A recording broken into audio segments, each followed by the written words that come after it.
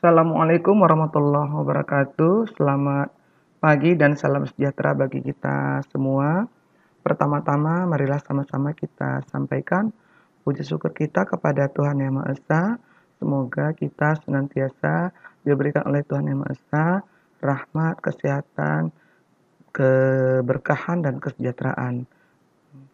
Bapak Ibu yang saya hormati, perkenalkan saya Ibu Marina Sari Fitri Hasibuan, salah seorang anggota BAN SM Provinsi Sumatera Utara, periode 2021-2025. Pada kesempatan ini saya akan mencoba memaparkan materi tentang konsep IASP 2020. Sebelum kita masuk kepada materi, saya ingin mengucapkan kepada Bapak Ibu semua ucapan selamat terhadap keberhasilan Bapak Ibu telah terpilih sebagai asesor untuk periode ke depan ini dengan sudah banyak mengalahkan beberapa calon-calon yang sudah terseleksi. Maka saya ucapkan selamat bergabung di pelatihan calon asesor ini nantinya. Semoga saya doakan Bapak Ibu semua mempunyai kesuksesan dalam tugasnya sebagai asesor dan selalu sukses tanpa ada kendala-kendala yang berarti di dalam tugasnya nanti. Baik Bapak Ibu yang saya hormati, saya akan coba sebelum memaparkan materi seperti biasa agar Bapak Ibu merasa tergambarkan apa yang akan kita pelajari pada sesi ini.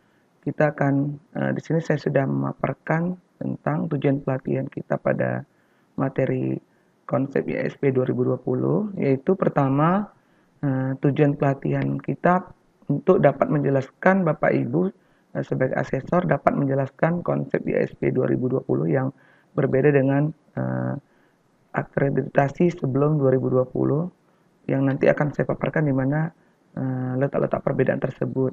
Kemudian yang kedua adalah menganalisis kata kunci pada setiap level capaian kinerja butir IASP 2020 agar nantinya dengan kata kunci ini Bapak Ibu dengan mudah dapat mengidentifikasi penggalian data sesuai dengan level capaian kinerja sehingga kita tidak salah di dalam memberikan skor level capaian kinerja pada setiap butir instrumen. Kemudian juga materi kita ketiga tujuannya adalah menggali data berdasarkan kata kunci pada level capaian kinerja 4. Artinya bagaimana Bapak Ibu melihat kata kunci pada level kinerja level capaian kinerja 4 itu yang mana sebenarnya yang paling sempurna, data yang harus terlengkapi, apakah itu dari data dokumen, wawancara, dan observasi maupun angket yang nantinya akan kita adakan cross cutting pada akhir sesi atau akhir tahapan kita melaksanakan visitasi kepada sekolah atau madrasah yang menjadi sasaran kita, sehingga kita tidak salah dalam memberikan rekomendasi. Kemudian yang keempat, mengidentifikasi setiap data yang ditemukan sesuai dengan kata kunci, sehingga kalau data yang kita temukan itu levelnya sesuai dengan level 4, kita dengan mudah bisa memberikan level 4 dengan adanya kriteria kata-kata kunci yang sudah kita telaah. Kemudian menentukan level kinerja pada setiap butir instrumen berdasarkan data yang ada yang telah disesuaikan dengan kata kunci. Seperti yang saya katakan tadi, setelah kita dapat mengidentifikasi sebenarnya yang mana yang dikatakan level 1 kata kunci, level 2, level 3, dan seterusnya, kita sudah dapat secara otomatis menentukan level kinerja tersebut. Kemudian yang keenam, memberi skor setiap butir instrumen dengan telah kita ketahui antara hasil penggalian data kita dengan identifikasi data yang kita peroleh, kita sudah dapat memberikan skor apakah skor tersebut memperoleh nilai 1, 2, 3, atau 4 pada setiap butir-butir instrumen, sehingga nanti akan kita ketahui secara total berapa skor yang diperoleh oleh sekolah atau madrasah yang kita visitasi, sehingga kita nanti akan dapat eh, dapat memberikan rekomendasi kepada anggota Ban SM, kepada Ban SM, maksud saya kepada Ban SM, bahwa kira-kira posisi madrasah tersebut dengan adanya dashboard sudah langsung terhitung secara otomatis berapa skor yang diperoleh oleh sekolah atau madrasah tersebut, yang tentu kalau tidak sampai mencapai skor 80 dari 35 butir yang ada pada ISP ditambah butir keusahan 1 jika pada SDMI terkait dengan tematik terpadu, maka tidak akan memperoleh nilai. Maka sekolah atau madrasah akan memperoleh nilai C jika tidak memperoleh skor 80. Mungkin itu secara garis besar. Nanti Bapak Ibu juga akan bisa baca di ISP ini petunjuk tentang penskoran setiap butir dan berapa rentang antara nilai akreditasi untuk memperoleh status A, B, atau C.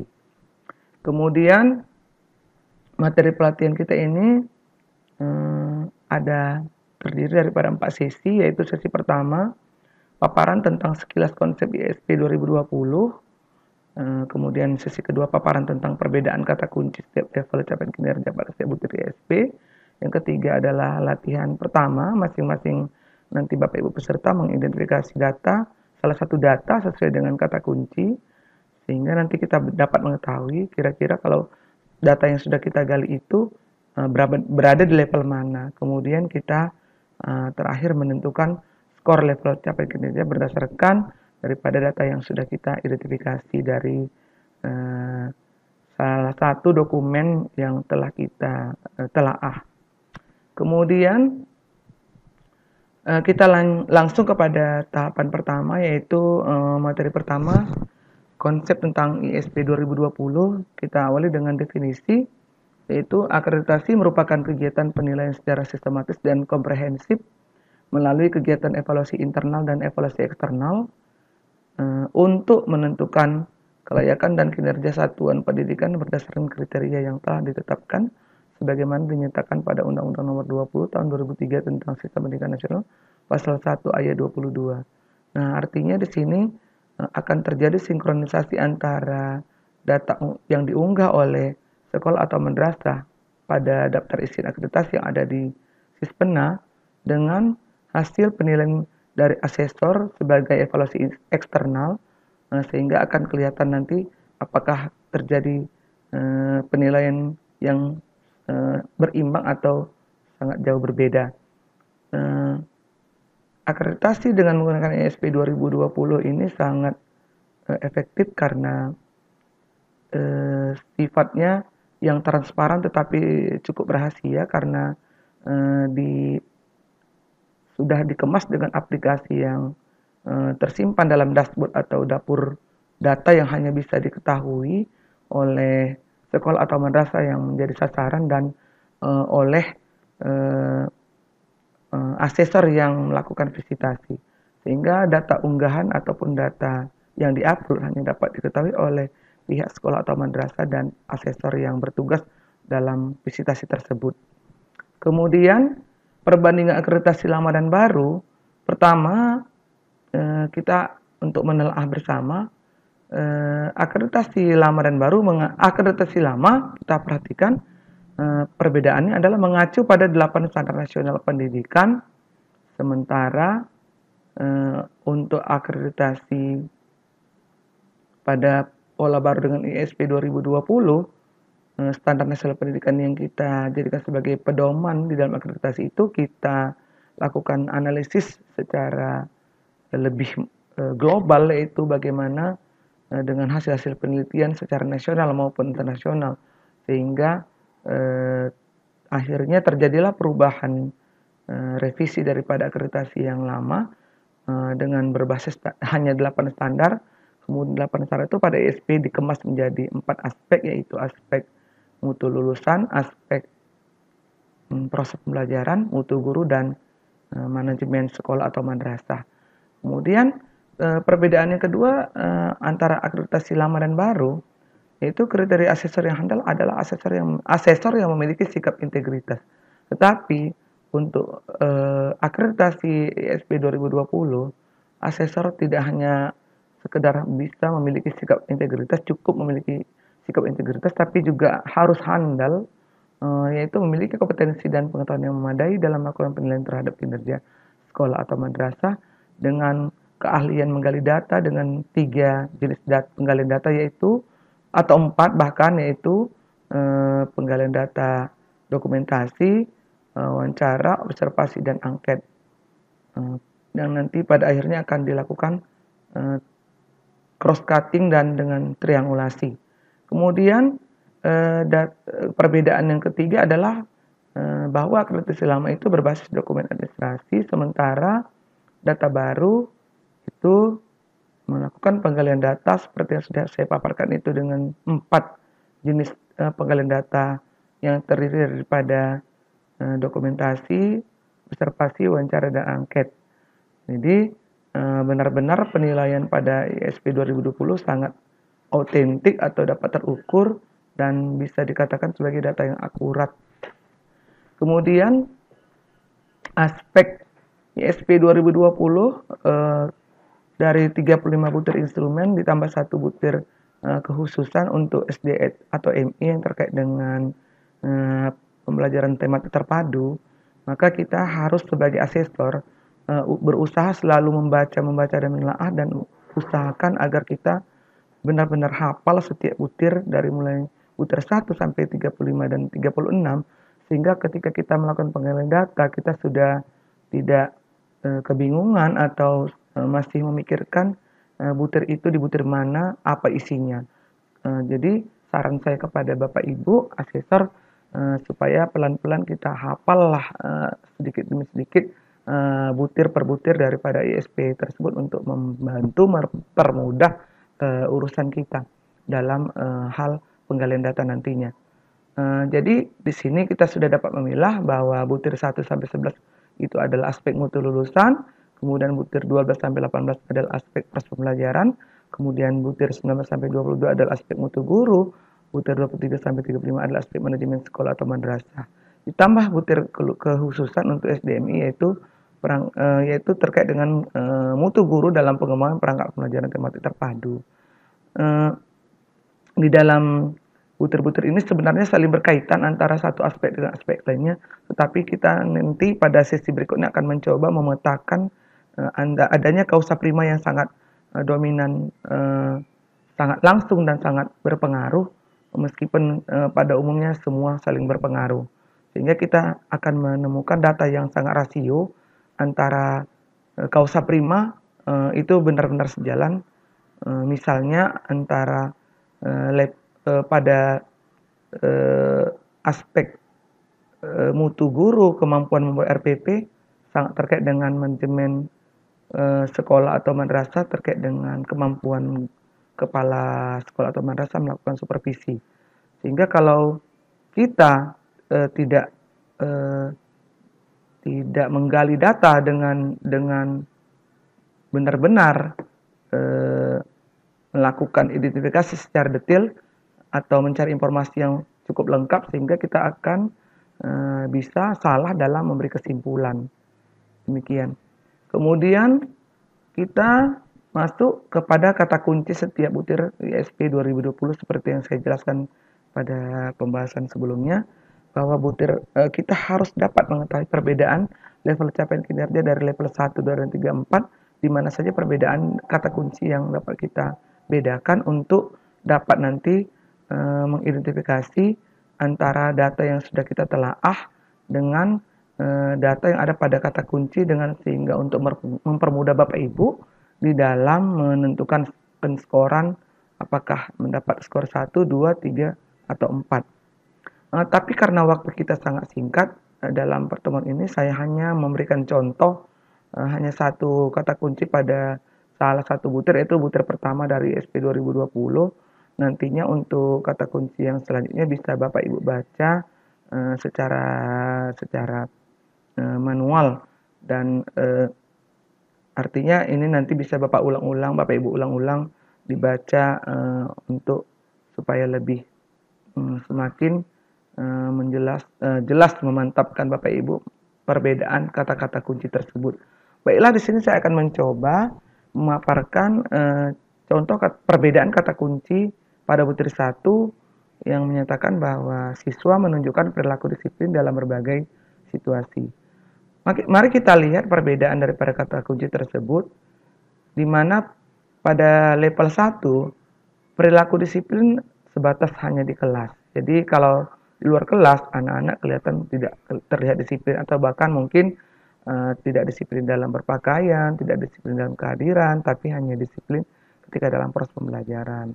Kemudian perilaku disiplin di kelas pada level kedua, kata kuncinya berbeda, tidak hanya di kelas tapi sudah di luar sekolah atau madrasah. Jadi anak-anak mungkin sudah menunjukkan perilaku disiplin, misalnya ketika melaksanakan upacara, berada di kantin, berada di laboratorium, dan lain sebagainya. Kemudian pada level 3, perilaku disiplin tersebut mendapat pengakuan ataupun prestasi. Jadi bisa pengakuan dari masyarakat atau orang tua yang memang melihat sekolah atau madrasah tersebut memang memiliki memiliki anak-anak yang berkarakter disiplin, mulai dari masuk ke sekolah, sampai pulang, sampai di luar sekolah atau madrasah dalam keadaan tertib, seperti itu. Atau juga mungkin pernah mengikuti lomba-lomba terkait dengan kedisiplinan, apakah itu nanti prestasi itu dalam bentuk dalam tingkatan lokal, nasional, maupun internasional. Jadi perilaku disiplin mendapat pengakuan atau prestasi, misalnya tadi adanya perlombaan-perlombaan atau juga ada di situ misalnya lomba sekolah sehat atau lomba sekolah bersih, itu kan sudah tentu menunjukkan perilaku-perilaku bahwa anak-anak memiliki kedisiplinan. Kemudian juga perilaku disiplin mendapat pengakuan atau prestasi dan membudaya. Jadi sehingga kalau misalnya untuk di level 4 ada atau tidak ada lomba, anak sudah memang berkarakter setiap saat itu memiliki perilaku disiplin. Bukan hanya karena sifatnya untuk mengikuti perlombaan atau mendapatkan pengakuan dari masyarakat, tetapi memang sudah membudaya, mengkarakter bagi anak-anak pada sekolah atau madrasah tersebut dalam situasi yang bagaimanapun dan pada waktu kapanpun, baik di dalam kelas maupun di luar kelas. Kemudian untuk begitu juga lah seterusnya untuk butir 2 dan sampai kepada butir 36, yaitu butir kekhususan. Namun saya harus melewatkan penjelasan daripada kata kunci ini yang seperti saya katakan, Bapak Ibu mungkin bisa mengulang-ulang kembali nanti secara manual karena waktu kita sangat terbatas. Baik Bapak Ibu, nanti setelah di akhir sesi kita ini, setelah Bapak Ibu coba menelaah ini, nanti Bapak Ibu silakan mengunggah, saya memberikan tugas pertama, Bapak boleh mengunduh salah satu dokumen yang ada di ISP 2020 dengan login menggunakan NIA atau nomor induk akreditasi, nomor induk asesor, mohon maaf ya, NIA, sekali lagi NIA, nomor induk asesor Anda. Kemudian setelah Bapak Ibu sebagai asesor masuk ke dalam ISP 2020 Sispena, ke dalam Sispena, nanti Bapak Ibu silakan mengupload satu saja dokumen, pilih yang mana saja terserah butirnya. Silakan Bapak Ibu analisis dokumen tersebut, kemudian identifikasi aspek-aspek yang ada pada dokumen yang terkait dengan kata kunci yang sudah saya paparkan tadi, sehingga kita akan mengetahui berada pada level capaian kinerja mana dokumen yang sudah kita analisis tersebut, sesuai dengan identifikasi data yang sudah kita peroleh berdasarkan kata kunci level 1, 2, 3, dan 4. Tapi catatan bagi Bapak Ibu adalah setiap dua asesor harus menelaah dokumen yang sama, sehingga kita nanti akan melihat di mana perbedaan dan persamaan hasil telaah dokumen Bapak Ibu terkait dengan perbedaan kata kunci pada level 1, 2, dan 3, 4, sehingga kita akan melihat apakah perbedaan atau persamaan tersebut jauh atau ya hampir berimbang. Ya, kemudian ini dia, kita silakan Bapak Ibu diskusikan buat kesepakatan setiap dua orang Bapak Ibu dari peserta saya beri kebebasan untuk memilih temannya, yaitu atau juga nanti kita bisa berdasarkan absensi yang ada, maka di sini silakan Bapak Ibu berdiskusi dengan teman membahas hasil identifikasi masing-masing untuk melihat perbedaan dan persamaan yang telah Bapak Ibu temukan dari masing-masing identifikasi data berdasarkan kata kunci level capaian kinerja tersebut. Kemudian sepakati Bapak Ibu berdua menyepakati skor berapa yang seharusnya diberikan kepada dokumen tersebut setelah Bapak Ibu menyamakan hasil identifikasi Bapak Ibu secara berpasangan. Demikian saja Bapak Ibu yang dapat saya sampaikan. Semoga bermanfaat dan sukses semua bagi Bapak Ibu sekalian. Saya ucapkan billahi taufiq wal hidayah. Thank you. Wassalamualaikum warahmatullahi taala wabarakatuh.